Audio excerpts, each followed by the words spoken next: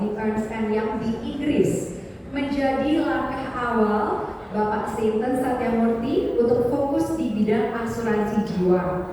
Di tahun 2019, Bapak Seinten dipercaya untuk memimpin bisnis PT AIA Financial sebagai Presiden Direktur. Rekam jejaknya Pak Seinten sejak ada di industri asuransi jiwa juga mendapat pengakuan melalui gelar Fellow of the Institute dan Faculty of Actuaries dan organisasi pengajar aktuaria dan kualifikasi profesional terbesar di dunia. So ladies and gentlemen, Bapak Ibu yang kami hormati, kita berikan sambutan yang paling hangat untuk Bapak Seinten Satyamurti, CEO AIA Indonesia.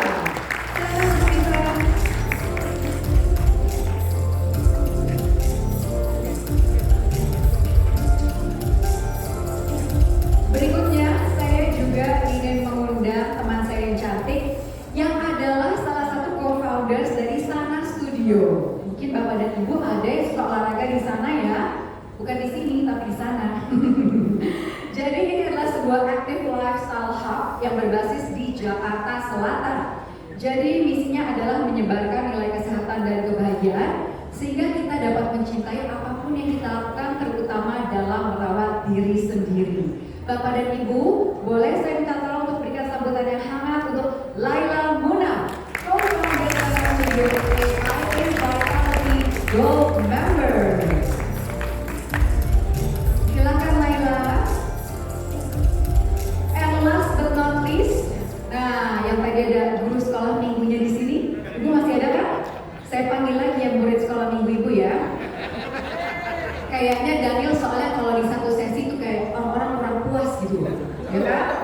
Jadi kita kembali sambut sahabat saya yang seorang presenter, entrepreneur, marathoner, gitu semuanya dia tuh, ya. Yang juga adalah seorang famous person, public figure dan penggiat hidup sehat pastinya. Kita sambut kembali Daniel Mananta, the founder and CEO of Denom I Love Indonesia. Silakan Daniel. Oke. Dan sedikit bocoran sebelum kita mulai sesi ini, Daniel mau bagi-bagi kaos lagi, betul? 3 lagi Bapak Ibu. Jadi yang belum dapat siap-siap ya. Nanti kasih pertanyaan, dapat kaos kali ini ada saham sedikit dari Denom I Love Indonesia kan? Oke, mulai ya. Pak Seinten, apa kabar Pak Seinten? How are you? Oh, mikrofonnya Pak Seinten mungkin bisa dinyalakan Pak Seinten mikrofonnya. Pak Seinten, coba tes 1, 2, 3. Jadi, Aman, cuma mungkin diangkat sedikit. Oke? Baik. Pak Seinten, how are you? Kalau di IAIA selalu jawabannya luar biasa, fantastis, antusias. Yes. Tepuk tangan dulu dong. Tapi betul sih, saya setiap kali ketemu Pak Seinten selalu penuh semangat, selalu antusias, dan selalu kelihatan bahagia. Always happy. Thank you. Ya kan? Jadi ini nanti kita akan belajar makna kebahagiaan dari seorang Pak Seinten. Kalau Laila, apa kabar sayang? Sehat, terima kasih, apa kabar? I'm great too. Sehat itu yang utama ya Laila ya. Jadi kamu kalau disuruh pilih antara health dan wealth, pilihnya Health. health dong. Oh wealth ya? Dari health bisa jadi wealth. Oh yes, dari health bisa jadi wealth, betul. Tapi aku wealth dan wealth anaknya. oh, ketahuan sih dari bentuk mukanya yang pasti cici pengen cuan kan? Ya kan? Chuan is my middle name. Yes. Kalau Daniel, gak usah ditanya ya, kamu juga ketemu sama bapak dan ibu ya. Mau juga kamu yang tanya kita ya. Kamu udah mau ikut maraton apa lagi nih by the way? Tanggal 9 Oktober ke Chicago Marathon. Ih gila, luar biasa. Jadi Daniel ini adalah pengoleksi medali World Major Marathon. Udah berapa? Oh enggak, masih Berlin Marathon, tapi yang Tokyo Marathon kebetulan diundur sampai mungkin tahun depan atau 2 tahun lagi. Dan habis ini Chicago Marathon, tahun depan rencananya London sama New York Marathon. Gila-gilaan ya. Jadi kamu nggak pernah tuh lari di Pantai Indah Kapuk, itu selalu lari, belum lagi ya selalu ya? Iya, biar sombong aja. Baik. Nah, kita mau ngobrol sama Laila dulu ya Bapak dan Ibu ya, as the only speaker here, right? We're the prettiest. Laila, kan kita tahu ya Bapak dan Ibu kalau salah satu faktor penting yang menentukan kebahagiaan hidup kita adalah kesehatan. Seperti tadi jawabannya Laila, pilih health atau wealth? Health pastinya. Kalau kita sehat, kita pasti bisa menjalani hidup dengan lebih lama dengan orang-orang yang tercinta. Bagaimana untuk Laila? Sebenarnya arti sehat itu apa sih? Ya, aku setuju banget tadi Mbak Melissa bilang salah satu faktor terpenting untuk bisa menjadi bahagia adalah dengan memiliki kesehatan yang baik. Dan kadang kita suka lupa apa sih arti sehat itu. So, Yes. what's the meaning of healthy? Sometimes we only think being healthy meaning kita tidak sakit, tubuh kita sehat, you have, physically you're healthy. Tapi jangan lupa mental health itu juga very important. So my definition of healthy is when you have a healthy body, a healthy mind. So it's a full well-being ya. Jadi belum tentu dengan mungkin Mas Daniel maraton dan segala errornya at the end of his name, belum tentu dengan hidup yang aktif, olahraga teratur, secara langsung mental health-nya juga sehat. Jadi Benar, karena biasanya orang yang rajin lari maraton itu hidupnya stres, benar gak? Lagi banyak pikiran, Gue secara mental gue baik-baik aja. masa sih? Lagi banyak pikiran, gak ada yang bisa dicurhatin, dia lari deh tuh, bener gak?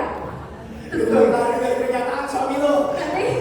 tapi lari bisa jadi meditasi yang bisa juga menjadi obat Ya. atau cara untuk secara mental kita menjadi sehat. Oke, jadi buat Laila penting bukan hanya untuk sehat fisik, tapi juga sehat mental supaya kita bisa sehat seutuhnya, yang komplit gitu ya Laila ya. Nah mungkin Laila boleh share nih, Bapak Ibu nasabah setianya BCA di sini mungkin juga bisa belajar dari Laila yang terlihat memang sehat ya. Apa sih healthy routines yang kamu lakukan sehari-hari? Gak usah yang berat-berat ya. Tadi saya minta izin, gimana kalau tiba-tiba dipasangin lagu, kita joget dulu.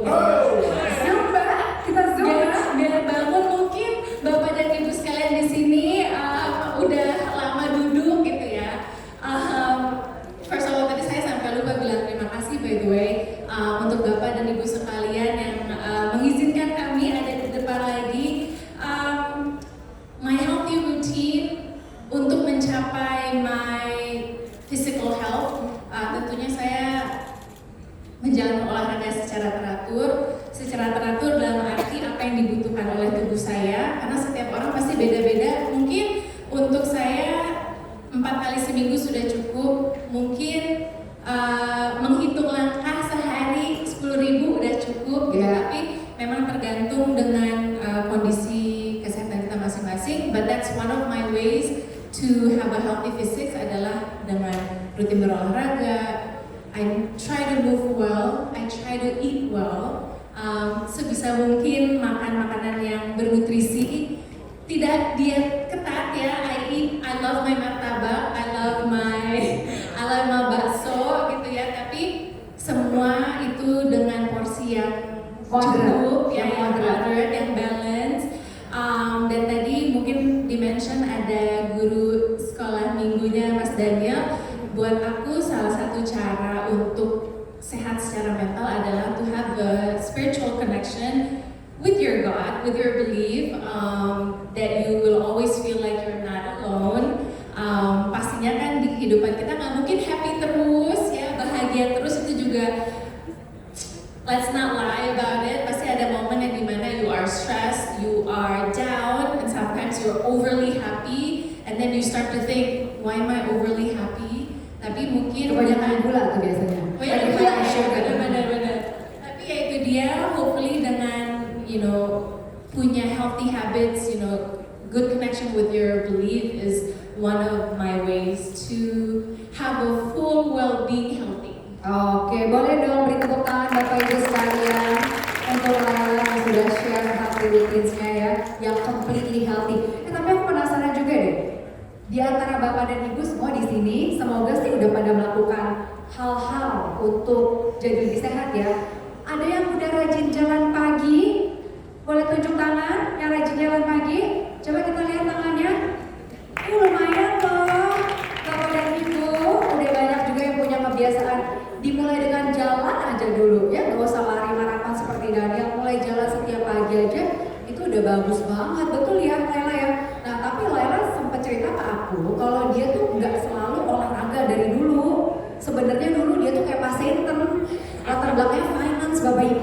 cuma habis itu dia masuk ke ranah olahraga, ya kan?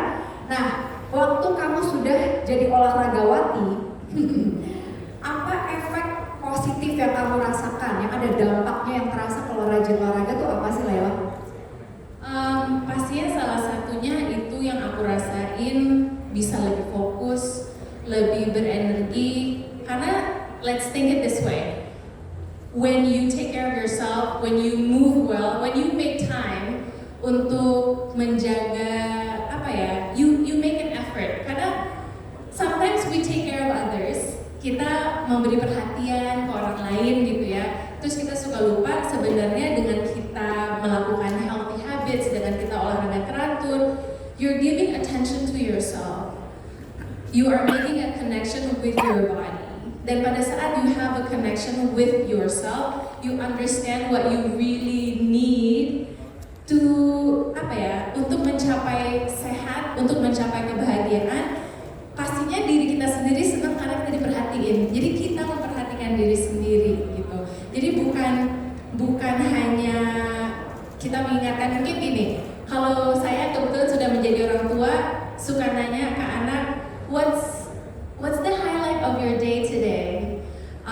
Checking in on my son. And then it's also important when I end my day, I check on myself and ask, dengan semua yang sudah saya usahakan, dengan saya mungkin berolahraga, how do I feel today? Do I feel good? Do I feel not so good? And it's okay if you don't feel so good. Tapi most of the time, when I do make time to take care of myself, when I move well, nggak berlebihan ya, karena terinspirasi nih. Contohnya sama Mas Daniel.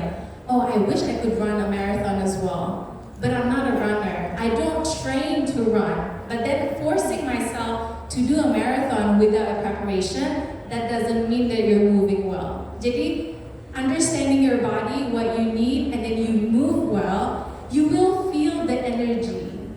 Kalau misalkan Bapak Ibu di sini ngelihat Mbak Melisa, forever 29, right? Look at her. Amin, ya ampun, forever 29. Padahal tahun depan aku udah ngawinin anak. Karena gak usah Jojo, lihat Mas Daniel, you would not guess his age. Aku tahu. Right? Yang Aku udah terus aku tahu ya Bu, umurnya Daniel ya Bu kita. Tapi, what I'm trying to say, when you move, when you take care of yourself, when you exercise, the energy is different. The energy is different. You feel younger. Betul. You look younger, right? Di sini nggak ada yang 20-an by the way di atas panggung ini ya. Jangan lupa aku. Tapi ya itu dia, fokus. Hopefully in the long run, kalau aku boleh share, my role model adalah nenek aku sendiri. Usia beliau 84 years old. Wah, nenek kamu Jane Fonda. Mirip kan? Umurnya sama. Tapi beliau masih rutin berenang 3 kali seminggu, makannya tetap dijaga. And then I ask her why? Because it keeps her young. The fact that she can hang out with her grandchildren, me, with her great-grandchildren, and not feeling saya cuma bisa duduk di sini tapi nggak bisa ngapa-ngapain. Malahan beliau bisa main ayunan bareng, bisa main kejar-kejaran at the age of 84. So, apa sih yang dirasain kalau kita bergerak? You feel young. Hopefully you terpancar energi yang baik, yang dimana hopefully you attract the same energy that will keep you younger and younger all the time. Amin ya. Jadi dengan berolahraga itu awet muda, jadi happy. Karena coba mungkin nanti tanya Daniel ya, nggak ada tuh orang yang aduh lagi mumet ya terus lari 1 jam terus pulangnya marah-marah, nggak ada kan? Nggak ada. Pingsan. Biasanya capek, terlalu capek untuk marah-marah biasanya Pak, Bu ya. Terima kasih Laila buat sharingnya. Sekarang aku mau tanya ke Pak Seinten. Pak Seinten, jadi kan kita semua memang rasanya di sini Bapak Ibu nasabah setia BCA, Daniel, Laila, Pak Seinten juga aku sudah menempatkan kesehatan sebagai prioritas utama. Terutama kan kita we just got over the pandemic, right? So we know it is the priority. Being healthy is number one, yang paling penting. Nah, bagaimana nih Pak Seinten untuk mengubah gaya hidup yang lebih sehat itu kan gak mudah ya buat banyak orang. Pas pandemi memang punya kebiasaan itu, tapi untuk maintain-nya kebiasaan sehat itu agak sulit nih. Mungkin Pak Seinten boleh share kepada kami bagaimana AIA sebagai perusahaan asuransi jiwa yang peduli dengan kesehatan masyarakat bisa membantu kita mengatasi tantangan males ini. Ya kan Pak Seinten? Silakan Pak Seinten. Melissa. Selamat siang Bapak Ibu. Pertamanya saya minta maaf karena dua hal. Satu, hari Senin sampai Kamis bahasa saya lancar. Hari Jumat not so much. So if I get mixed up, Melissa will have to translate that. Bapak Ibu understand, yes, maaf ya. Yang kedua, tadi dalam introduction-nya Melissa sampaikan saya ahli actuaries. Actually, if you don't know what an actuary is, kalau pernah tonton film Sixth Sense, Kelly Joel Osment say, I see dead people. Kalau actuary itu, I count dead people. Kerja kita itu menghitung, kerja actuary menghitung risiko. So sorry dari ngobrol santai, mungkin tak begitu santai kapan actually mulai diskusi tentang statistik. Menghitung statistik kemungkinan orang meninggal atau tidak ya Pak? Meninggal, sakit, yes, it's very exciting. Oke. It's a very exciting job. Mungkin kalau pertanyaan tentang inovasi, mungkin pertamanya inovasi selalu datang dari harus ada problem statement, apa isunya. AIA adalah perusahaan asuransi jiwa, grup asuransi jiwa terbesar di dunia berdasarkan kapitalisasi pasar. Fokus bisnis kita di kesehatan dan life insurance. Dan impact kesehatan, tahap kesehatan nasabah ada impact besar ke bisnis kita, of course.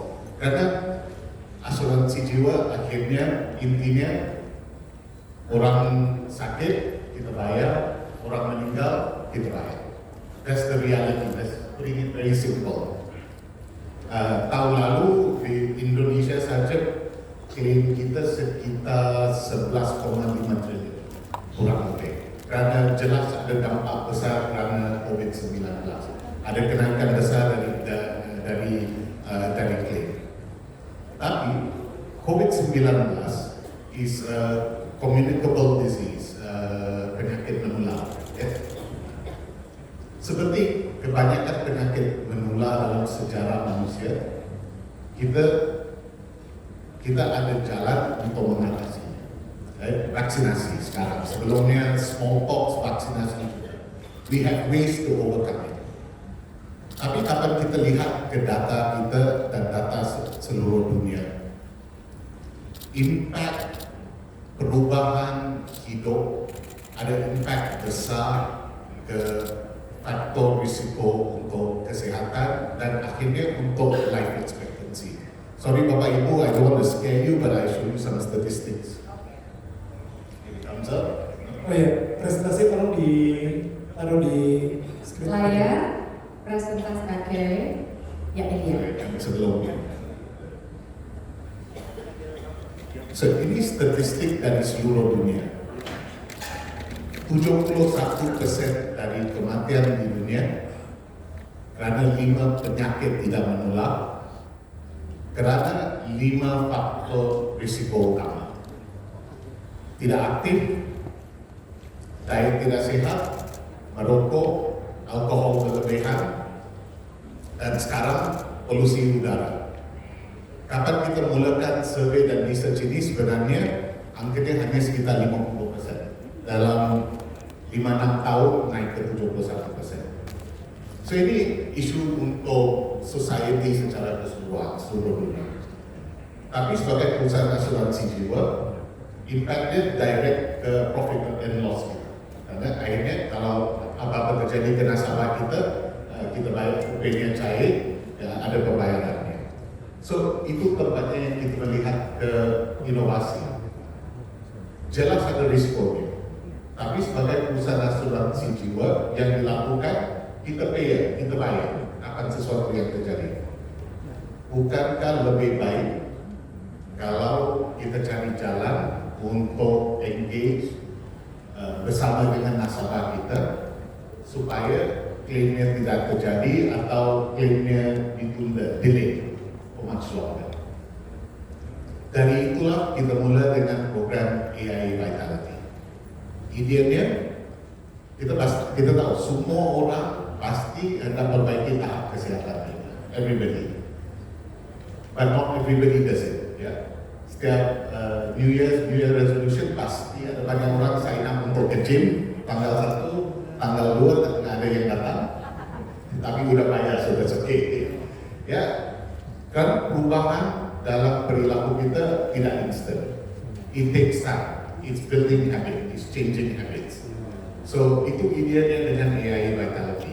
Kita berubah dari hanya membayar kapan klaim berlaku ke melakukan perubahan untuk mendorong dan mengengage nasabah kita untuk membuat perubahan kecil dalam hidup mereka supaya lebih sehat. Karena kalau nasabah lebih sehat, pasti klaim kita menurun. Ya, it's good for our business. Tapi untuk nasabah hidup lebih sehat itu bisa jauh lebih produktif, more time with your family, more time to be productive for society. So it's a win-win. It's a unique innovation because one of the few times in business we have a win-win. Oke, that's great. Boleh kita berikan tepuk tangan dong untuk Pak Satan dan AIA dengan inovasinya yaitu AIA Vitality yang basically berusaha mengajak nasabahnya AIA untuk bersama-sama saling menguatkan untuk punya hidup yang lebih sehat. Gitu ya Pak Satan ya? Yeah. Nah, mungkin Pak Satan boleh jelaskan lebih detail nih caranya AIA Vitality bantuin nasabah AIA untuk jadi lebih sehat itu bagaimana Pak Satan? So, kalau kita lihat ke kesehatan, dan sebenarnya AIA Vitality kita lakukan banyak research and engagement dengan saintis dari banyak negara. Kita melihat kedua aspek, sains kesehatan dan behavioral economics. Karena yang behavioral economics, kenapa? Karena kita semua ada bad habit yang perlu diubah. Contohnya kalau pilihan makanan ada, you have a steak atau ada salad. Yang mana akademik kalau kita ya biasanya orang akan pilih yang mana usually the steak yang mana memberikan pleasure, pleasure. Kenikmatan sekarang. Ya. Dari salad itu akan memberikan manfaatnya ke depan karena membantu tahap kesehatan Anda. Itu trade-off yang berlaku, is an unconscious bias dalam pikiran kita. So, idenya dengan AI Vitality, kita membantu nasabah dengan insentif untuk pikirkan untuk berubah pilihan itu. Contohnya, balik ke pilihan makanan itu, kalau Bapak Ibu tahu pada waktu yang sama, kalau saya pilih salad itu dapat voucher, dapat benefit diskon untuk makanan, dapat diskon premi dalam polis asuransi Anda, mungkin pikirannya berbeda, mungkin decisionnya berbeda. So kita melihat ke behavioral economics itu bagaimana pikiran kita berjalan dan kita melihat step yang diperlukan dalam proses berdasarkan sains ini untuk orang memperbaiki tahap kehidupan, tahap kesehatan. Sebenarnya yang paling utama, know your health. Do you know how healthy you are? Do you do your medical test? Ya. Yang kedua, buat pilihan untuk memperbaiki health, improve your health. Itu didorong dengan benefit, dengan diskon. Contohnya dalam program kita, banyak orang kapan nak mula berolahraga, nak beli Fitbit, Garmin, seperti itu. Saya tak tahu kalau untuk olahraga, tapi maybe just because it's cool, kita berikan diskon untuk mereka membeli device itu untuk mula mencuba dan dibantu dengan reward. Do simple things, small changes. Kalau tak pernah berolahraga, mula dengan jalan kaki saja. Start some activity. Kalau sudah olahraga tingkatkan sedikit, akan ada benefitnya, akan ada voucher, akan ada diskon, akan ada diskon untuk premi. All to help motivation, to help people improve their health. Because that's the big problem. Oh iya, keren banget jadi AI Vitality ini Bapak dan Ibu sekalian. Melalui aplikasi aja, ya Pak Senten ya, dengan kita melakukan pilihan sehat sehari-hari. Jadi seperti kalau makan pilih salad, tadi Pak Senten kasih contoh. Terus kita melakukan olahraga, itu kita catat di aplikasi. Kita akan mendapatkan reward, hadiah dari partner-partnernya AI Vitality yang bisa kita nikmati kalau kita mau beli makan, ada diskon. Terus juga ada diskon bayar premi, betul ya Pak ya? Jadi hanya dengan melakukan pilihan hidup sehat Bapak dan Ibu, kita mendapatkan reward dari AI Vitality. Inovasi yang keren nih, boleh dong berikan tepuk tangan buat AI, thank you. Terima kasih Pak Sinten, keren AI terus berinovasi. Seperti halnya Daniel, ini saya kenal Daniel dari zaman dulu masih suka teriak-teriak ya. Sampai sekarang juga masih. Tapi kan dia terus berinovasi Bapak dan Ibu, dari TV presenter, sekarang hits podcaster, ya kan, podcastnya benar-benar selalu engagementnya tinggi, luar biasa. Mungkin Daniel boleh share juga nih, sebenarnya juga hidup sehat itu adalah re-innovating yourself, right? Benar gak? You were not always healthy kan? Were you? Enggak, lumayan healthy. Gue baru sadar ya kalau misalnya ternyata tantangan seorang presenter tuh dikasih mikrofon tapi nggak boleh ngomong. Berat kan Jenderal? Dia kayak dari tadi dengerin Laila, dengerin Pak Shelton kayak, aduh kapan ngomong sih? Sampai ngomong tuh ternyata ada loh. Itu.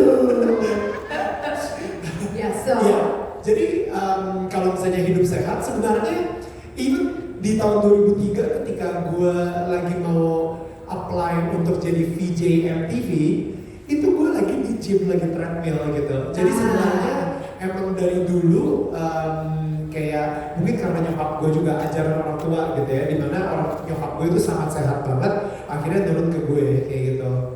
Ya. So it also runs in the family artinya ya. Now we can see the pattern nih Bapak dan Ibu ya. Neneknya Laila umur 84 masih berenang seminggu 3 kali, jaga makan. Anak cucunya kayak Laila. Ibunya Daniel. Iya.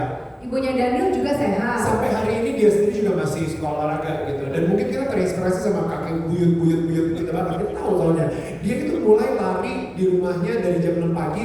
Habis itu setiap hari 10 kilo. Serius? Sampai hari ini kita nggak tahu dia ada di mana karena dia lari terus tinggal di rumah setiap hari 10 kilo. Ya, tapi beneran dulu kakek buyut kamu berlari. Gue juga nggak tahu itu joke. Nggak, itu bercandanya terlalu jauh sih. Iya, aku serius loh menanggapinya loh. Bercanda. Iya, karena aku tahu sebenarnya kayaknya kakeknya Daniel tuh lebih cocok guru tai chi. Tapi intinya gue sendiri sebenarnya awal gue hidup sehat sebenarnya nih ini gue langsung terima aja gitu ya, karena gue adalah seorang artis. Udah itu aja. Kalau gue merasa di back of my mind kalau misalnya artis di depan TV itu pasti nambah 5 kilo di dalam. Siapa di sini yang ngaku ketika melihat gue secara langsung face to face gitu ya, ternyata dia kurusannya daripada di TV. Ya kan? Benar, Pasti kan? aku. Ternyata di aslinya itu lebih kurus gitu. Itu dia. Gue di TV lebih gemuk. Kalau misalnya gue gak olahraga lebih gemuk lagi. Alasan utamanya sebenarnya karena penampilan. Pencitraan, penampilan, pengen terus ganteng. Nah makanya olahraga kayak gitu. Oke, itu alasan yang baik ya. Ya, alasan narsis.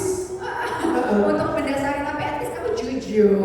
Tapi pada akhirnya ketika itu awal-awalnya ya, Iya. awal-awal karena di entertainment. Nah, tapi pada akhirnya gue baru mengenal, bisa ketika gue punya anak. Mungkin di sini bapak atau ibu punya anak, dan mungkin ketika bapak atau ibu punya anak, kira-kira pengen anaknya bapak ibu itu punya lifestyle seperti apa? Yang sehat dong. Karena kita sayang sama mereka, ya kan? Kita sayang, kita cinta sama mereka. Apa lifestyle yang kita harapkan dari anak-anak kita? Udah pasti pengen makannya sehat. Karena kita sayang, kita pengen anak kita hidupnya lama banget. Kita pengen mereka makan sehat. Kita pengen mereka hidup sehat. Kita pengen mereka setiap minggu minimal olahraga 3 kali sehari. Kita pengen dia jauhin yang namanya rokok, jauhin yang namanya tidak tidur, pengen istirahat cukup 8 jam setiap hari. Kita pengen anak yang kita sayang mempunyai gaya hidup seperti itu. Tapi sayangnya, ketika itu datang ke diri kita sendiri, kenapa kita tidak menginginkan lifestyle tersebut untuk diri kita sendiri? Itu artinya disiplin adalah salah satu bentuk untuk menyayangi diri kita sendiri.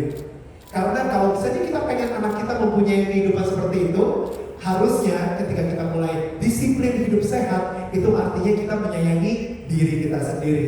Itulah arti dari sebenarnya dari disiplin. Ketika kita hidup, kita memilih makan salad daripada makan steak yang kolesterol tinggi, karena kita sayang sama tubuh kita. Kita olahraga biarpun kita ngantuk, kita capek, tapi kita tetap olahraga, jalan pagi setiap hari karena kita menyayangi diri kita sendiri. Ketika kita memilih untuk tidur daripada kerja kelamaan atau bergadang atau misalnya nonton drakor gitu kan, tapi kita memilih untuk tidur karena tidur kita lebih penting 8 jam setiap hari untuk tidur supaya tidur kita cukup, itu karena kita menyayangi diri kita sendiri.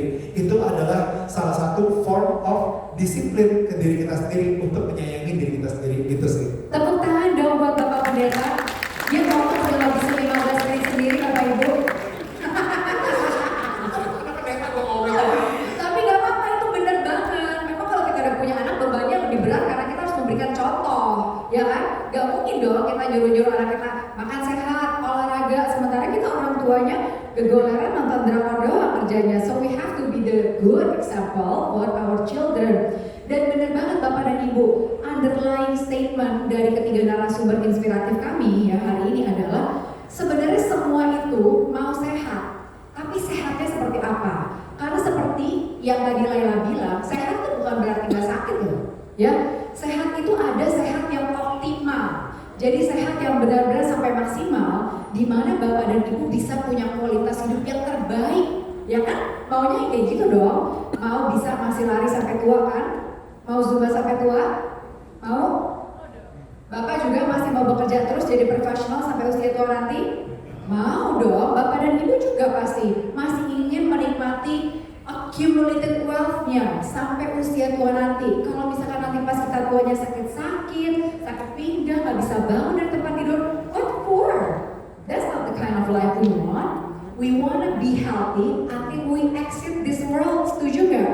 Setuju kan? Supaya kita bisa hidup yang maksimal, bisa jadi berkat buat banyak orang Bapak dan Ibu. Untuk itu kita harus jaga kesehatan kita mulai hari ini, sekarang juga. Dan kenapa aku senang dengan konsepnya AI Vitality Pak Senten? Itu kan tadi aku baru baca sebenarnya postingan dari Dr. Hyman, Dr. Mark Hyman, bahwa kalau kita secara kolektif bersama-sama melakukan satu habitual action seperti membangun kebiasaan olahraga, itu pasti bisa tercapai lebih mudah daripada kalau kita kerjain sendiri. Benar nggak Pak Senten? Ya, Betul kan? Jadi harus dibahas itu sih. Pak Senten juga ngomong pelan-pelan ya. Tapi benar kan Pak Senten? Is building getting support, building a community, having support around you makes it easier to change the habit. Tapi mungkin, sorry, I just go back tadi yang something what you said about living healthy and living healthier over your life. And my apologies, I'm forgetting my bahasa again. Terkait kita di sini dan diskusi tentang wealth summit. Kemarin dalam opening we said 3 pillars of wealth management: wealth protection, wealth accumulation, wealth transfer. There is a saying, health is wealth. Kalau kita benar-benar pikirkan, wealth accumulation itu datang dari mana? Datang kalau karyawan dari kerja Anda, kalau pengusaha dari bisnis Anda, dari produktivitas Anda. Produktivitas itu datang dari mana? From your heart. Yang Anda bisa terus produktif. Wealth protection, masih asuransi jiwa, asuransi yang lain, produk yang lain bisa membantu untuk wealth protection. Number one reason untuk bankruptcy di Amerika Serikat adalah orang sakit, biaya sakit. Number one, by far number one reason. So health is also wealth protection. Dan kalau kita lihat ke wealth transfer itu, kita bisa bahas tentang taxation, tentang inheritance planning, legacy planning, ada banyak hal. Tapi akhirnya apa yang kita nak lakukan? Kita nak pastikan generasi seterusnya, anak kita, cucu kita ada hidup yang lebih baik dari itu. Like Daniel said, you want them to live healthy, you want them to have good habits. Cara terbaik, help them understand ilmu, knowledge. Business itu, business naik turun, we know the times, good times, bad times. Tapi knowledge, dukungan, support yang diberikan, itu yang paling penting. Satu lagi yang untuk legacy planning itu atau wealth transfer, yang isu yang besar yang terkait dengan kesehatan, sebenarnya apa impact kita sendiri untuk wealth transfer ke keluarga kita. Karena tanpa kesehatan, dari menjadi produktif untuk mendukung mereka, untuk mensupport mereka, reality is kita menjadi beban. So sebenarnya health is wealth, to me itu is very true. Ada kaitan besar dengan ability kita untuk wealth accumulation, untuk wealth protection, untuk wealth transfer. So I completely agree. Betul banget ya. We don't want to end up to become a burden to our family. Itu yang paling menakutkan sebenarnya Pak Seinten ya.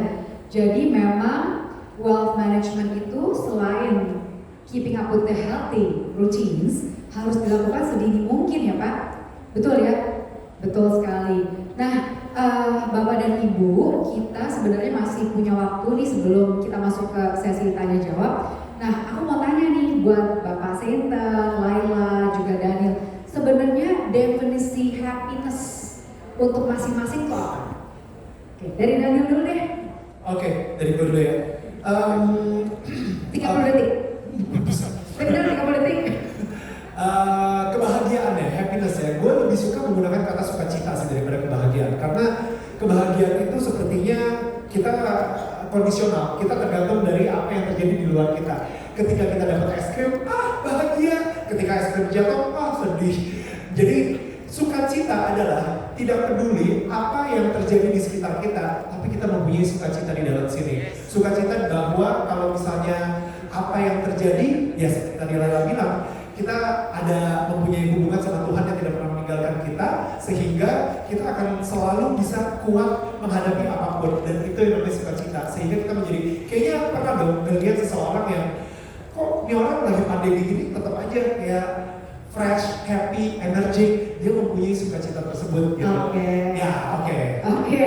Udah 30 detik Anda sudah lewat dari 1 jam yang lalu Bapak.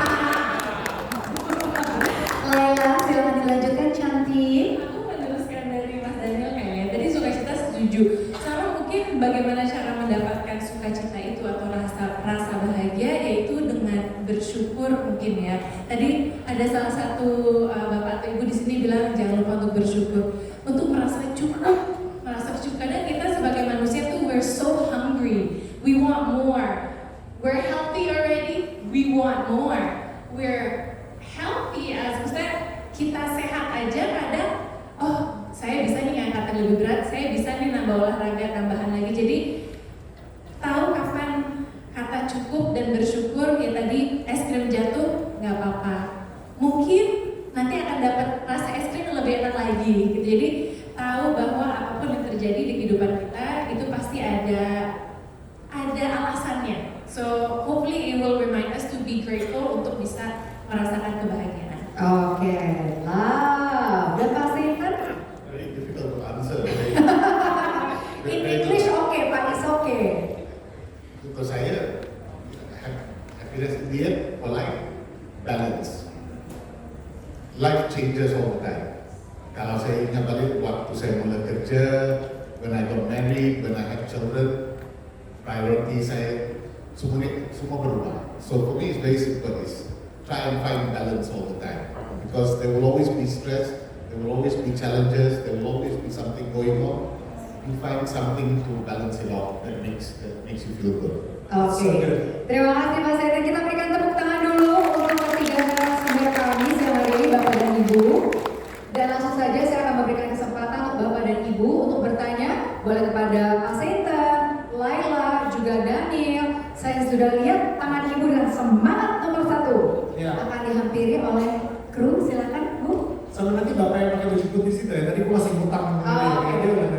Ibu, aku mau kenalan dulu, Ibu namanya siapa? Selamat siang Bapak Ibu, nama saya Eni. Saya mau tanya kepada grup AIA Pak Center. Itu Pak, kalau saya mau jadi agent AIA itu Pak, masih ada bisa yang nggak? langsung mau jadi Syaratnya agent? apa gitu? Boleh kasih itu nih jawabannya Pak? Bagaimana cara menjadi agent AIA? Ya, Begitu Bu Eni? ya syaratnya apa aja gitu? Oke, baiklah. Terima kasih. Masih Itu terus, kantornya di mana dong? Kantornya di mana? Ya kalau mau jadi agent, jadi saya bisa ke sana. Oh, dan Ibu Eni langsung mendapatkan hadiah dari Daniel, ada kaos, juga dari Pak Senten ada goodie bag tanda cinta dari AIA. Terima kasih Bu Eni. Ya. Pak Senten, Terima kasih Bu. It's not the question I expected. Nanti boleh di Google kantor kita atau ketemu dengan tim saya di luar. di luar ada booth-nya Ada booth AIA. AIA. Jadi Ibu Eni bisa langsung ke booth AIA yang ada di luar, atau kalau ke kantornya itu dekat Semanggi di Jalan Sudirman. Alamat lengkapnya Pak. Pokoknya di depan Universitas Atmajaya. Dekat situ, betul nggak Pak Senten ya? Betul ya Bu Eni ya? Dekat kok. Nanti Bu Eni tulis aja di pesanan gokarnya. AIA Central, gitu ya Bu Eni ya? Oke, bapak ya. Iya, selalu. Bapak. Oke, kita kenalan dulu Pak. Namanya siapa Pak? Selamat sore, terima kasih. Saya Iswanti dari, kebetulan saya juga dari agen properti daerah Indonesia. Saya sangat mengagumi Mas Daniel, Pak Daniel, sejak acara Indonesia Idol. Saya tetap tiap acara itu nonton, apalagi waktu Bapak diajak oleh artis-artis yang lain. Seneng banget ya kalau saya bilang. Sama Anda, sama lain. Kalau itu saya sangat kagum dengan cara bicara Bapak, cara menyampaikannya, dan cara mengikat masyarakat. Yang ingin saya tanyakan adalah bagaimana cara kita sebagai, kalau kan artis sudah terkenal di mana. Saya sebagai agen properti, saya ingin tahu kiat-kiat dan saran-sarannya jika kita membuat brand supaya orang kita lebih terkenal, dan bagaimana kiat-kiatnya untuk bisa lebih dikenal oleh masyarakat sehingga brand yang kita buat itu bisa lebih laku di masyarakat. Terima kasih. Oke Pak Iswandi. 1 menit. Gila, nggak bisa lah, gila lu. Bagaimana cara Buat build a brand dalam 1 menit. supaya impactful di masyarakat? 1 menit ya Bu? Nah, Ya, intinya ketika membuat sebuah brand, saya langsung mikir dulu, oh ya bapak foto dulu nih nggak apa-apa, kayak jangan dengerin gue gitu lah, kayak lagi gue jelas gitu ya. Oke, sorry Pak. Jadi intinya ketika saya membuat sebuah bisnis, saya selalu mikir, oke, seperti yang tadi Pak Syafan sempat bilang juga gitu, apakah ada problem dan bisnis saya bisa menjadi solusinya, itu satu. Kalau misalnya nggak ada problem, atau mungkin ada bisnis lain yang sudah menjadi solusi problem solver buat si problem tersebut, ya ngapain saya mulai lagi kayak gitu. Nah, kalau mungkin bahasa marketingnya, there is a market in the gap, but is there? There is a gap in the market, but is there market in the gap gitu. Jadi ketika buat sebuah brand, apakah brand itu akan menjawab sebuah problem yang orang punya? Kedua, apakah brand tersebut akan membuat impact buat banyak orang? Makanya saya suka banget sama brand Gojek, karena begitu banyak kehidupan yang berubah gara-gara ada satu brand, yaitu Gojek gitu. Ketika kita menjadi impact buat banyak orang, akhirnya orang-orang akan terus nge-support brand tersebut. Dan yang ketiga, apakah brand itu baik buat dunia ini? kalau untuk Indonesia khususnya gitu ya. Kalau misalnya brand ini malah menghancurkan Indonesia dengan memotong lebih banyak lagi pohon, dengan membuat polusi di kali-kali dan lain-lain, ya ini brandnya nggak akan sustain, nggak akan lama, dan mungkin akan ditutup secepat mungkin gitu sama orang. Nah, jadi 3 hal tersebut sih. Pertama, apakah brand ini menjadi problem solving buat sebuah masalah? Kedua, apakah nge-support atau membuat impact buat banyak orang? Dan yang ketiga, apakah baik buat environment atau buat negara ini? Kayak gitu. Dan itu menurut saya tiga secret yang akhirnya nanti akan membuat brand akan naik dengan sendirinya. Kayak gitu. Pokoknya brand harus melayani orang-orang di sekitar, bukan untuk melayani diri kita dan mendapatkan cuan buat kita, tapi brand harus melayani orang-orang di sekitar kita, sehingga nanti cuan itu akan datang mengejar kita. Kayak gitu sih. Luar biasa sekali jawabannya Bapak Pendeta. Aku lagi nunggu dia kapan bilang cuan untuk dirinya sendiri. Nggak boleh katanya. Baik, pertanyaan berikutnya silakan Pak. Boleh berdiri di sebelah ya baris keempat tadi Pak. Ya, ini langsung aja. Oke. Kita kenalan dulu, namanya siapa Pak? Nama saya Nicholas, teman-teman banyak yang udah juga. Jadi saya penasaran banget sama Pak Daniel karena ini satu hal yang saya nggak bisa lakukan. Kalau tadi kan Pak Daniel itu bisa mempromosikan yang quote-unquote itu kompetitor gitu ya. Gak tahu kompetitor atau bukan, Boy William untuk meneruskan legasinya, sesuatu yang sangat dibanggakan gitu loh. Kalau saya sendiri itu sering insecure, bahkan sering takut nih kompetitor itu ngambil tempat saya. Terus juga tadi kita bahas sukacita gitu. Bagaimana sih kita bisa tetap sukacita di tengah kompetisi bisnis mungkin gitu. Bisa malah bukan cuma sukacita, saya sih masih mengalami kesulitan gitu. Bahkan kompetitor saya naik aja, saya ada rasa worry. Kalau Pak Daniel itu bisa bukan cuma bersyukur kompetitor itu naik, tapi memberikan tempatnya singgasananya, bahkan sesuatu yang jadi kebanggaannya, bahkan sesuatu yang bikin dia dikenal ke orang lain. Itu gimana sih caranya gitu bisa tetap sukacita dalam keadaan seperti itu, yang moga-moga bisa dipahami gitu. Moga-moga bisa. Terima kasih Nicholas. 30 detik jawab insecure, bagaimana cara menangani. Nicholas, thank you so much for sharing that. That was real. Itu authentic banget ya dari Nicholas. Thank you so much. Gini, dimanapun itu ya, The Man of Indonesia, di Indonesian Idol misalnya, atau bahkan sekarang ini dan tetangga kamu, ketika contoh deh yang paling mungkin 2 hal. The Man of Indonesia, ketika tahun 2008 gue mulai dengan The Man of Indonesia, ternyata laku, semua orang pada pakai baju The Man of Indonesia dan lain-lain. Banyak juga brand-brand distro mulai keluar tuh dengan karya anak bangsa, dia bahkan sampai brand luar pun mulai I Heart Indonesia gitu, atau ada Garudanya dan lain-lain. Gue nggak ngerasa, again mungkin karena bukan cuan yang gue kejar, tapi yang gue kejar adalah movement.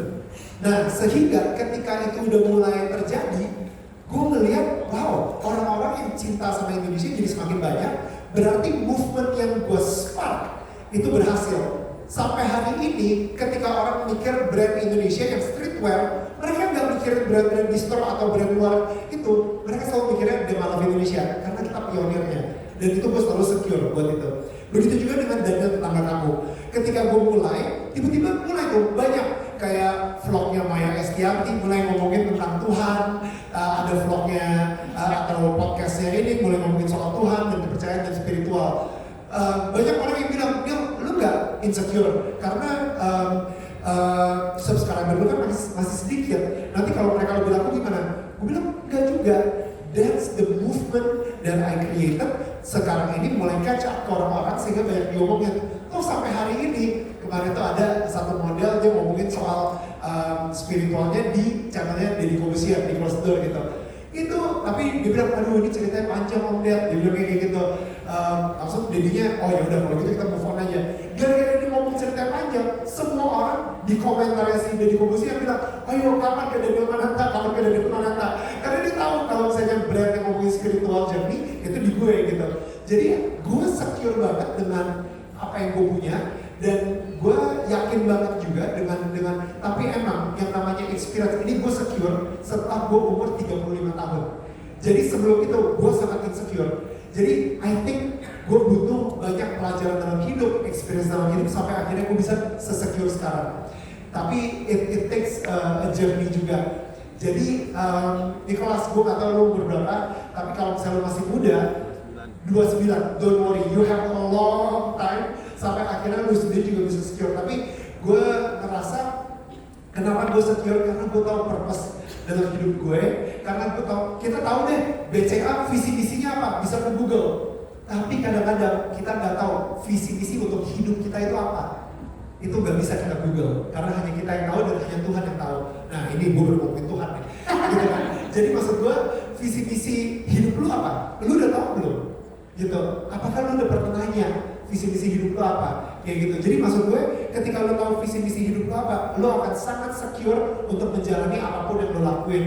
Kayak gitu. Karena ketika movementnya itu terjadi, mulai ada kompetitor, that means udah mulai ada traction. That means market yang tadinya misalnya kecil akan makin gede gitu. That means semakin banyak orang yang akan mulai nyari elu. So competition, healthy competition, it's always good. Karena kita tahu movement itu mulai berjalan. Seperti itu sih Nicholas, mudah-mudahan membantu ya. Terima kasih Daniel, semoga menjawab untuk Nicholas. Tenang aja Nicholas, kompetisi itu justru memacu ya, memberikan pressure kepada kita untuk terus berinovasi. Kalau misalkan gak ada kompetisi, kamu duduk-duduk terus baris-baris. Betul nggak Pak Sinten? Ya kan? You love competition in the business, right? It makes you better. It makes you better. Selalu kita berinovasi untuk terus memberikan hal-hal yang baru, mengeluarkan hal-hal yang baru. Ya Pak Sinten ya? Thank you so much. Boleh kita berikan tepuk tangan sekali lagi untuk ketiga narasumber kami. Terima kasih Daniel, Laila, dan Pak Sinten. Menarik sekali Bapak dan Ibu, bahasan kita siang hari ini banyak sekali insight yang bisa jadi inspirasi untuk bagaimana kita bisa hidup lebih sehat, lebih bahagia, lebih lama, to live our life to the fullest ya. Nah Bapak Ibu sekalian, terima kasih atas waktunya, juga pertanyaannya sangat menarik.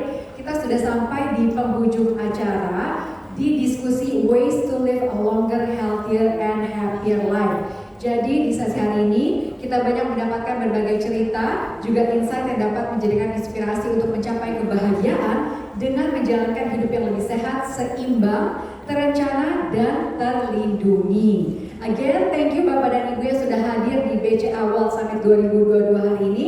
Semoga sesi ini memberikan manfaat yang lebih untuk kita semua. Saya Marisa Karim, salam sehat dan kita jumpa lagi di event berikutnya.